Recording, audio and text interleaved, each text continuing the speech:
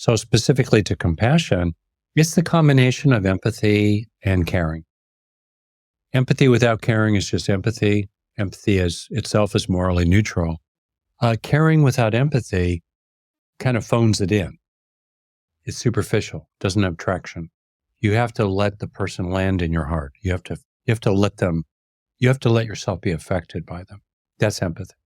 And then comes compassion, which is bittersweet, the bitter of the empathy, but the sweet of the tender, caring concern for that other person, which moves you to action to relieve their suffering, if that's possible and realistic for you. You're tuned in to Compassionate Las Vegas, the podcast, where compassion inspires action. Together, we're building a world centered in understanding, empathy, and courageous action, starting right here in the heart of Southern Nevada. We're taking the principle of do unto others as you would have them do unto you to heart. Now, let's welcome a man committed to fostering compassion in every corner of our city, a beacon of compassion in Las Vegas, your host, Will Rucker. Welcome to Compassionate Las Vegas, the podcast. I'm your host, Will Rucker, and I am so grateful that you are tuning in to this week's episode. We have an absolutely dynamic guest, world-renowned, one of my favorite human beings, and I think you're really going to enjoy our conversation. So thank you for tuning in, and welcome to the podcast, none other than Rick Hanson. Wow, Will, that was very gracious. I appreciate that. Thank you very much. I'm very honored to be part of this. Absolutely. And I truly mean that. Your books are staples in my library. They're not ones that just sit on the shelf, but they're highlighted and dog-eared and, written in, because the work that you've done really is transformational. And before I give too much away, I'd love for you to introduce yourself to our audience and kind of share your thoughts on how you would define compassion. Well, I beg your pardon. I'm someone who right now is at the tail end of COVID, so my voice could be a little scratchy. Professionally, I'm a clinical psychologist and longtime mindfulness teacher and author. I'm also a longtime husband, approaching 42 years now, and a parent of 2 adult kids with my wife, and human being, born into sort of middle class, white privilege, grew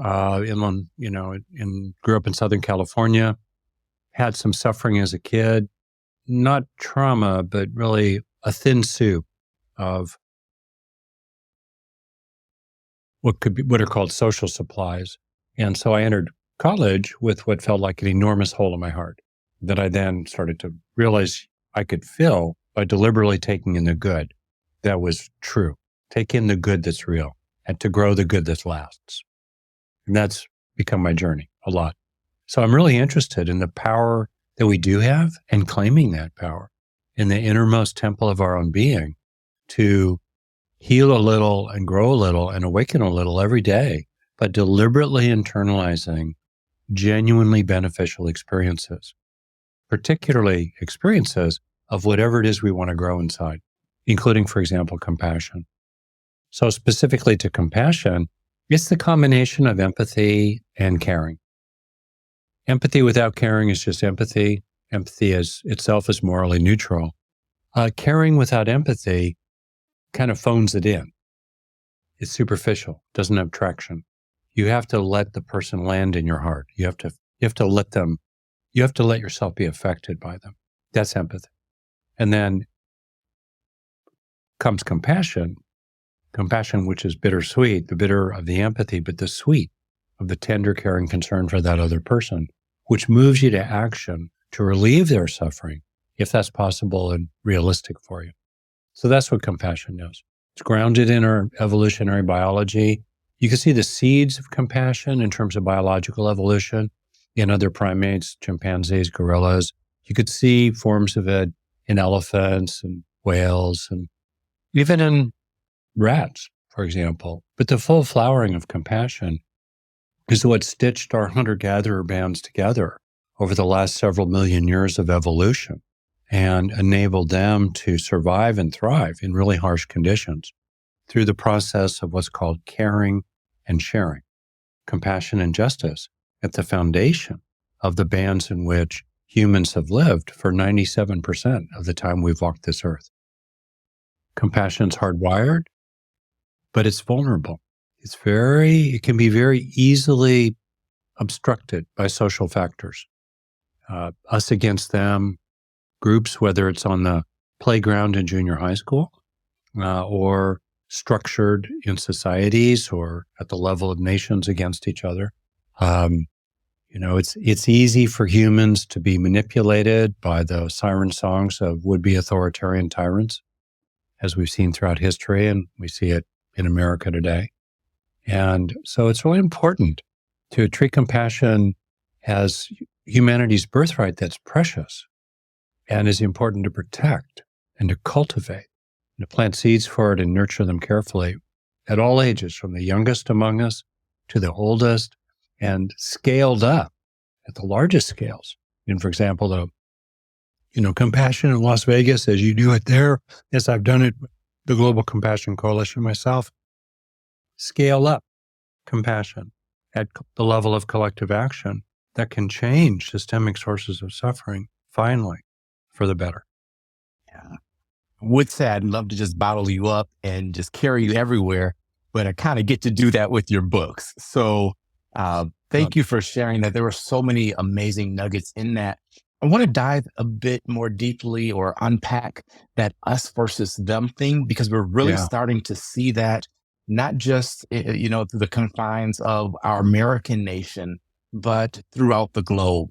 And I think there was a moment where you had the Black Lives Matter movement, and folks were really trying to tear down those artificial barriers of difference. And now it's almost as if the pendulum has swung the other way, and those differences are even more pronounced. So can you talk a bit about how we overcome this idea of us versus them, and how we get to a more better understanding of common humanity? Well, I want to speak first as a psychologist with some expertise, and then I'm going to rattle on like a guy at the other end of the bar. You know what I mean? Okay. So I'm not going to claim any special expertise. Okay, good. So there's some kind of line that opinions are like a particular bodily part. Everyone has them. So here we go. So the way of thinking about it is that to put it in evolution, biological evolution. And I want to be clear, for me, there really is a divine ground of all, which is consistent with the fact that our universe is nearly 14 billion years old. And, the nervous system's been evolving itself for 600 million years. Okay, in that context, our human, hominid, and primate ancestors lived in small bands. They cooperated internally, but they competed externally. And that cooperation gradually evolved in humans to be very deep, very significant, really significant inside our human bands, because that's how they were able to survive harsh conditions. But they competed often violently with other human bands, brutally. And so we have the two wolves in our heart in that metaphor, the wolf of love and the wolf of hate, broadly speaking. And almost everyone has that wolf of hate in their heart.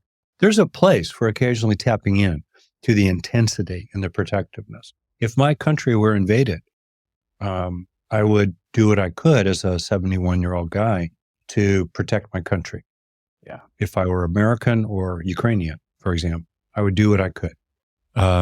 So there's a place for the fierceness and the protectiveness of the wolf of hate. All right. On the other hand, we've just seen throughout history, and including the present time, how quickly that wolf of hate jumps up as soon as it has any sense of fear or grievance. The problem is we're very vulnerable to leaders, bullies of various kinds, playing up fears and grievances. And you see that throughout history, and you see the structure of that in appeals by authoritarians in America today. Fear and grievance. When in fact, very often, there's little basis for fear or grievance. Actually, it's trumped up. You need not forgive the pun. It's just manufactured. Actually, it's manufactured. There are not hordes of brown people coming over the border raping and pillaging. It's just not true, right? It's just not true that calling out the fact that Black lives do matter and need to matter, that doesn't take away from the privileged position that white people like me have enjoyed in America for centuries, a country built on the backs of enslaved people. It's ridiculous, but still, we're very vulnerable to that. The Jewish people in Germany in the 1930s were no threat to that country. They were not the source of Germany's defeat in World War I or, its economic difficulties. And yet, Hitler could play on those fears and tap into that ancient streak of anti-Semitism. So we're very vulnerable. Before we move past that, yeah. What do we do about it? That's what I'm happy to talk with you about. Well, before we even get to what we do about it, I'm really curious as to the why we're so susceptible to it.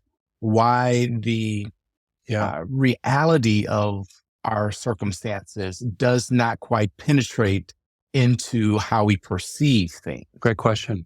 Yeah. Why would people like to feel aggrieved? Mm-hmm.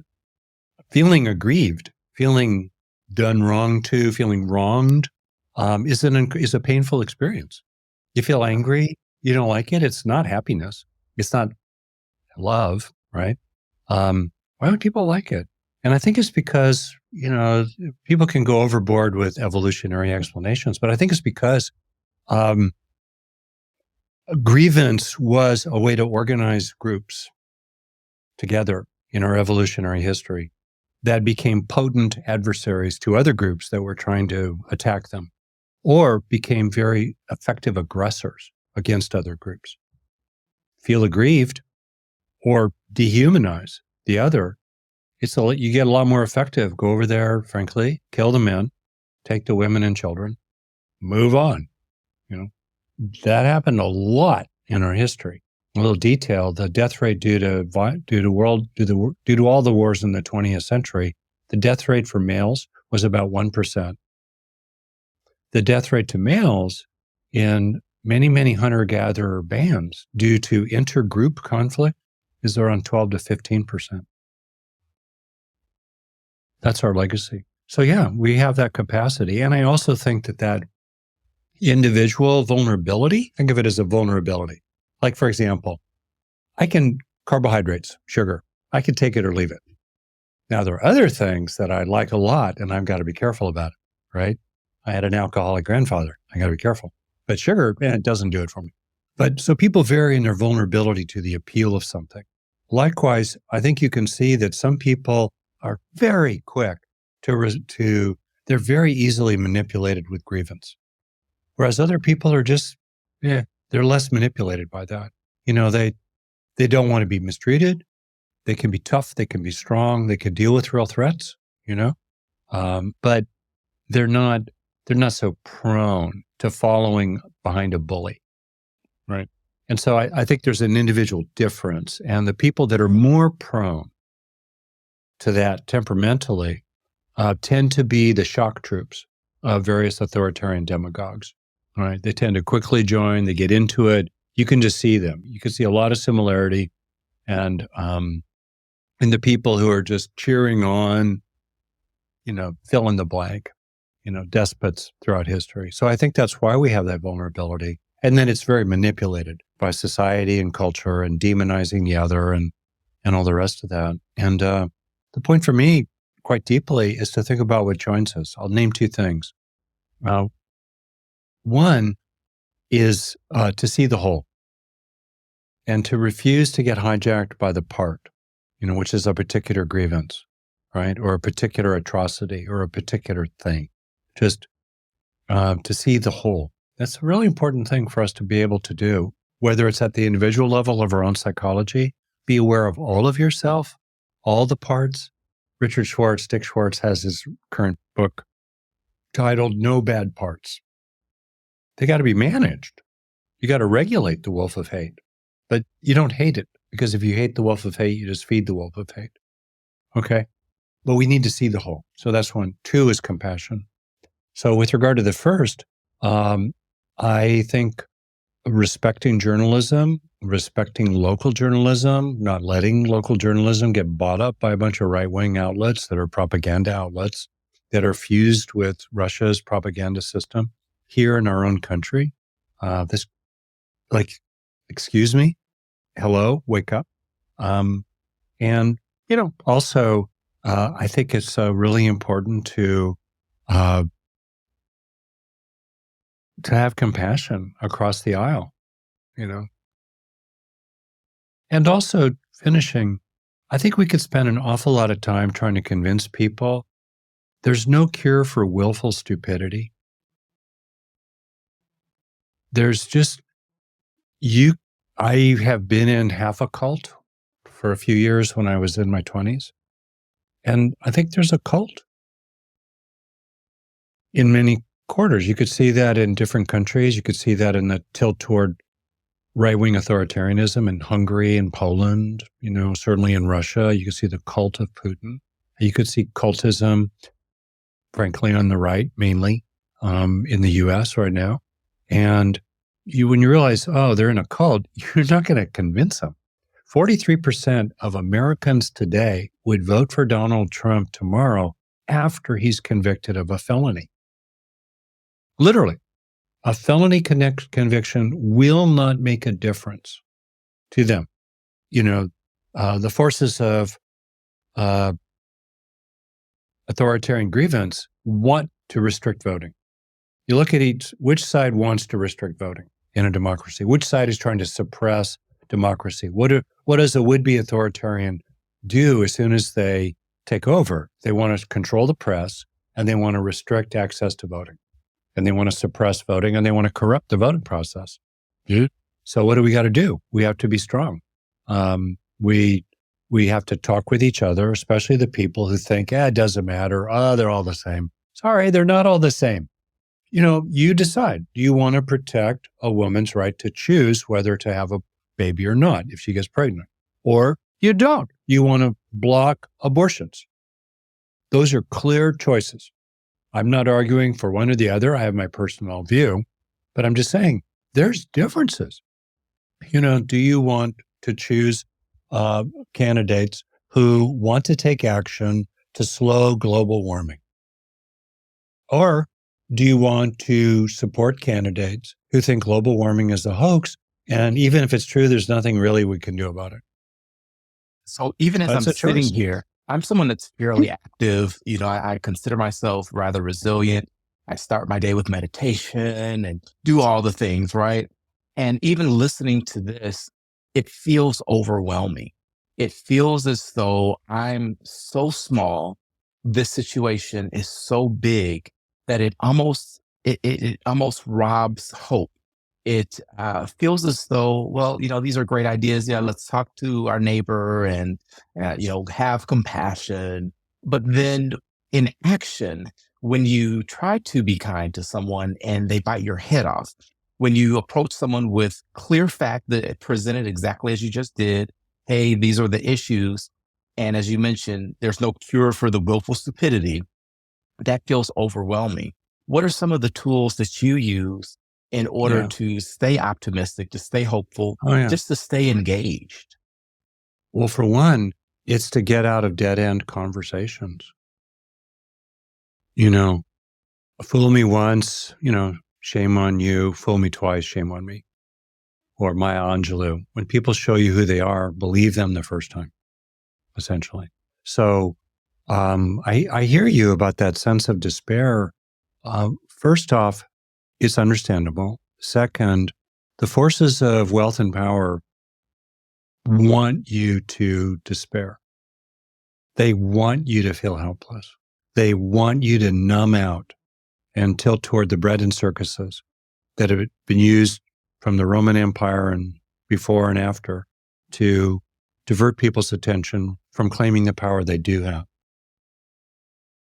And I think that, first of all, around the world, there are so many forces for good. I came to visit Las Vegas just a few months ago, and I'm happy to say I got a day of rock climbing in Red Rocks Canyon. Glad to hear. Old dogs still have a few tricks. with a guide, as I was, the rope was safe and all that, but I climbed that stuff myself, Anyway, and it was incredibly impressive what you all have created there. You've really done it. You've made a difference in many, many lives. So do not doubt the power of individuals, especially when they join together with other individuals in widening and widening circles. The thing that I would like to see more of is more coalitions forming, more alliances, more associations of different kinds forming among groups and organizations in America and around the world that are working for the common good, working for the greater good. Most nonprofits do not particularly work together. It's interesting that for-profit companies compete locally, they cooperate politically. Nonprofits are the opposite. They're very happy, they're friendly with each other. At the street level, they almost never put their money in a single bucket at a big enough scale to be effective lobbyists. We need to change that. So there are things to do, but there's a lot of hope. I grew up in the 60s and 70s. I'm born in 52 and was aware politically by the time 1967, 68. Time of great change in my country, civil rights, women's rights, environmentalism, anti-war, gay rights, cultural infusions, coming in from the East. Wow. We made a huge difference. We got a long way to go, but wow. Here in 1950, frankly, to 2020, 70 years. Still, George Floyd gets murdered by a freaking cop while people just kind of stand watching, including his fellow officers. Terrible. And people can make a difference. So I just think it's a personal choice. If someone just says, I just can't deal with it, screw it. I'm just like a little flea, on the elephant here. I can't do anything. Okay, personal choice. And I'm going to move on to the next person in the line that I can talk with. From a psychological standpoint, helplessness is pernicious. It's depressing to feel helpless. So it's really important to claim agency, whatever you do have. I wrote a short piece. I have a lot of little short essays called Just One Things. One of them is called Vote. And we vote in many ways. Yeah. Pick your candidates. There are differences. And pick one. Vote. But beyond that, we vote in our mind every day. We vote with what we choose to pay attention to. We vote with what we decide to agree with that other people say, or, retain a kind of silence if it's not safe to openly or appropriate to, or worth it to openly disagree.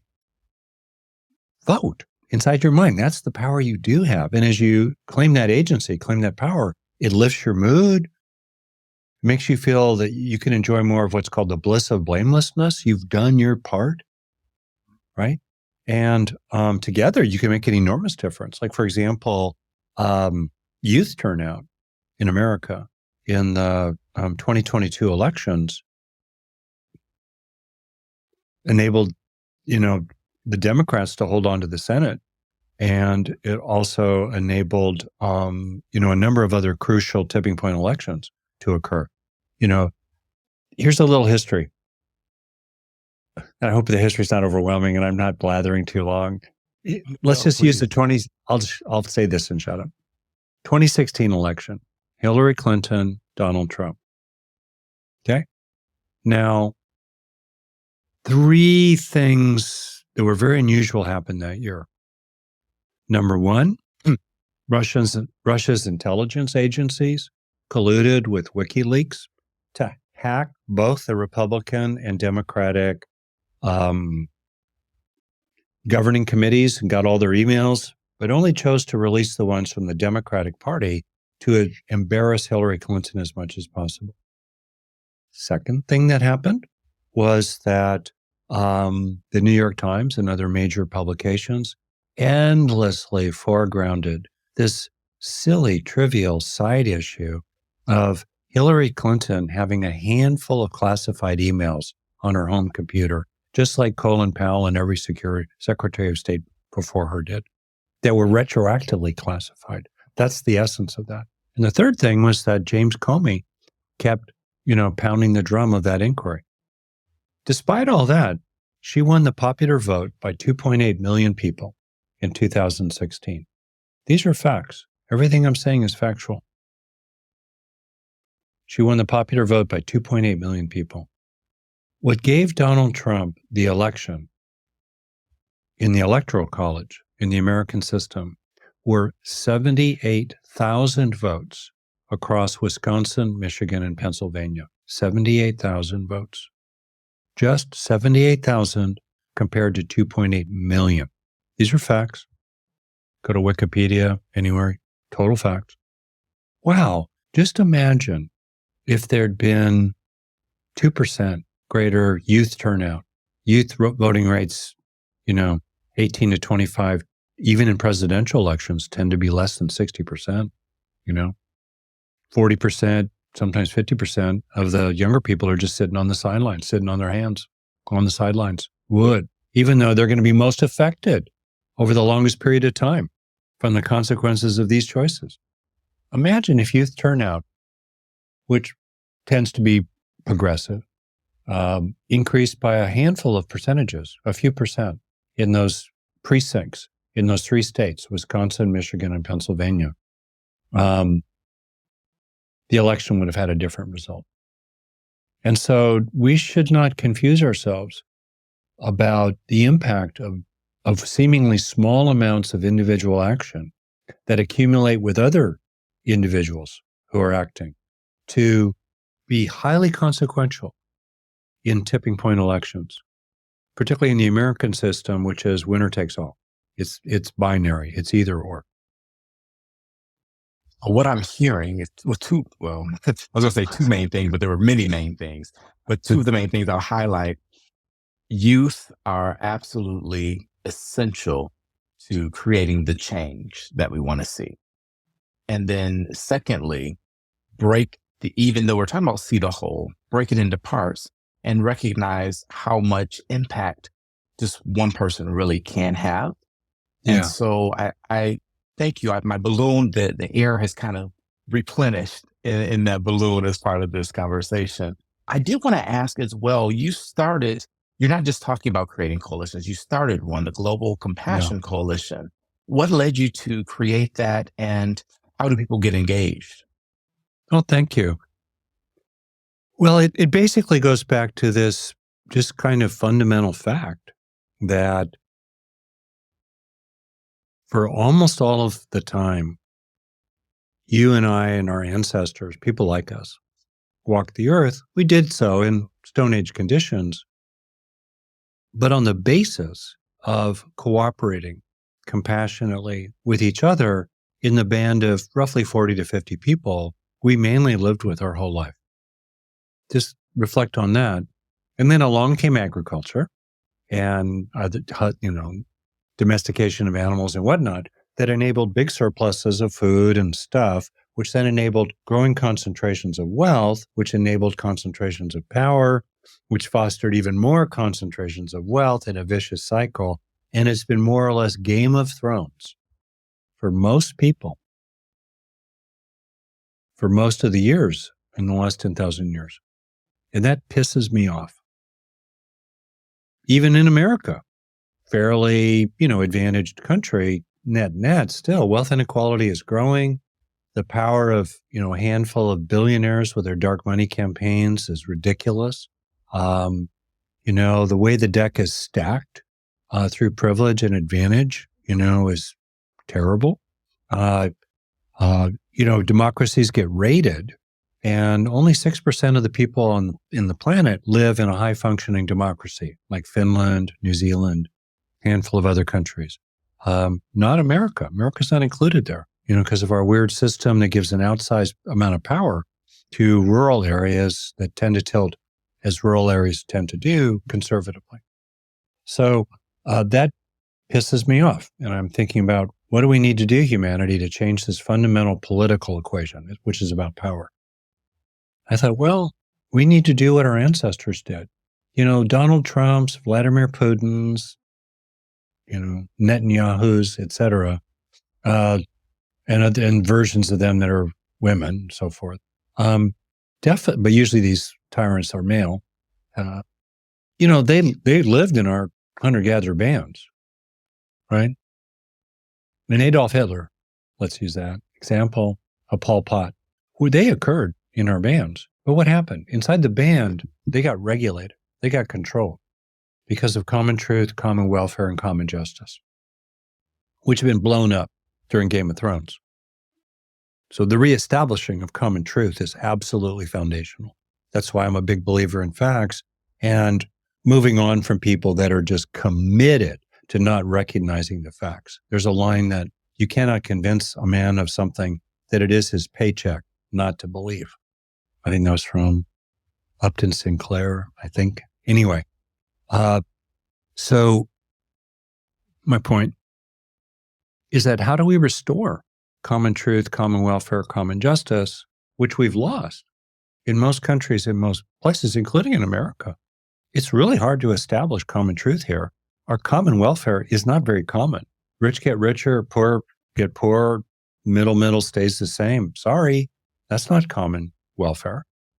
Our social safety net is the worst of any developed, wealthy country in the world.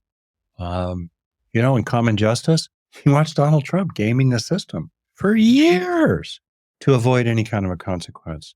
Where, obviously, person of color, is much more likely to be railroaded unjustly with a much stiffer sentence than a white person for an equivalent crime. And so it's not common justice. So that made me mad in a good way. So I thought, what do you got to do? Well, let's form a giant coalition and let's start now.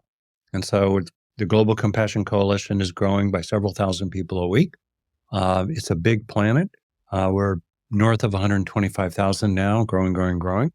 Anybody is welcome. Organizations are welcome. We can use all the help in the world. We're very happy for people who can donate financially. It's a nonprofit. I don't make a penny from it. I have also, besides donating my time for a couple of years now, donating financially as well, if you have that capacity. But, more than that, just really supporting it and telling other people about it, because frankly, the bigger we are, the stronger we are for the common good. Classically, wealth and power is try to divide the many. Alphas try to separate the betas, divide them from each other. I'm using the word betas, not in a critical sense. I just mean it in terms of how much power individuals have. We need to come together, but together we're a mighty force. A mighty force. You may have seen recently the documentary Bayard Rustin. This documentary, kind of a docudrama about Bayard Rustin, who is Dr. Martin Luther King Jr.'s kind of principal partner in the formation of sort of the major March on Washington and a lot in the civil rights movement. And, there's a lot of history there in which what started out as a few dozen people who had just had it. Rosa Parks, bless her memory. A few dozen people just said, enough with this. Then they gathered together, and then there was not a few dozen, but it was a few hundred, a few thousand, a few million. I became kind of aware when it was pushing a few million I was a young teenager, and made a difference.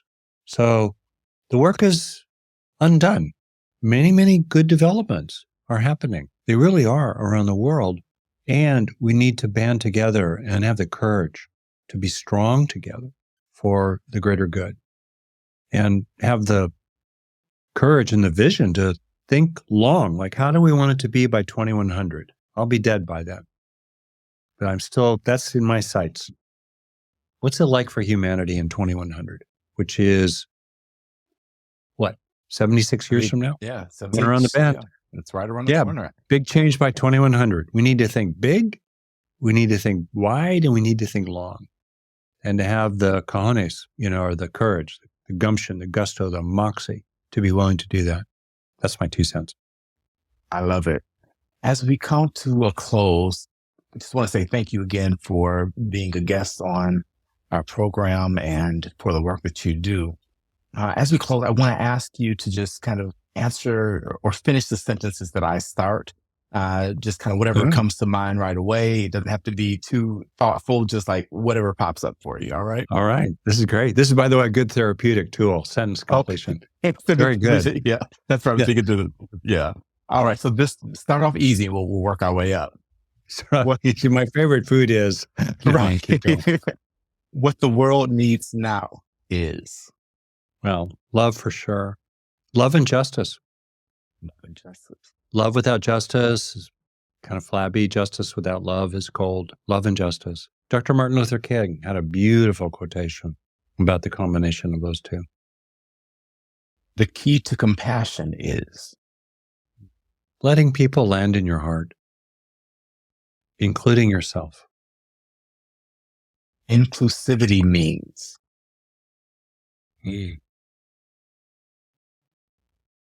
omitting none. I mean, there's a beautiful line, you may know it, in Buddhist teachings it's called the Loving Kindness Sutra.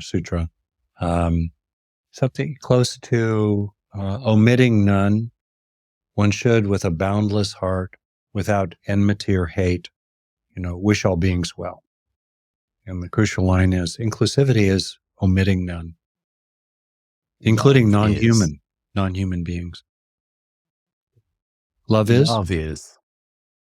Wow. The super solvent of greed, hatred, and delusion. I am happy to be with you here. Well, Rick, again, thank you for the work that you're doing. Last question. Where can people find out more information about you and your work?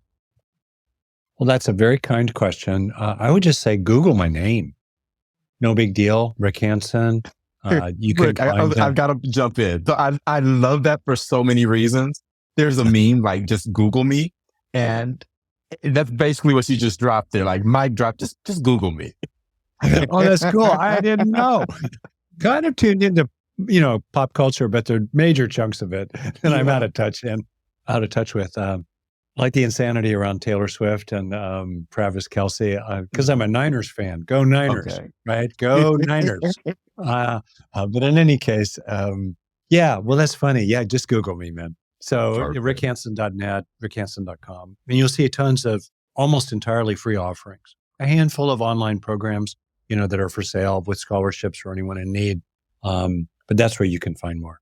And you can also check out the Global Compassion Coalition at that name.org, globalcompassioncoalition.org. Perfect.